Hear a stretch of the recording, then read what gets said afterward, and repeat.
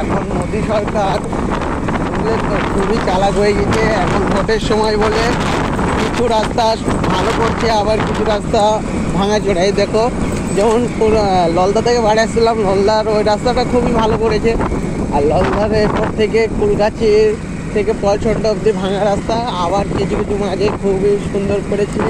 বুঝতে পারছো, সামনে ভোট আছে, ভোটগুলো তো নিতে হবে, তার জন্য এরকম করছে। ঠিক আছে, এই দেখো আবার কি সুন্দর করেছে, আবার সামনে দিয়ে আসছে ভাঙা।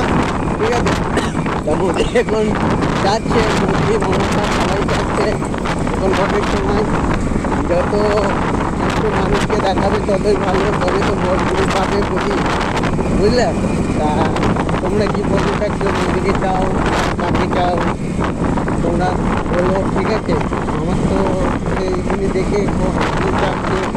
কোনো সময় কাজ হয় না, যখন ভোট আসবে তখনই এইসব কাজ হয়ে যাবে।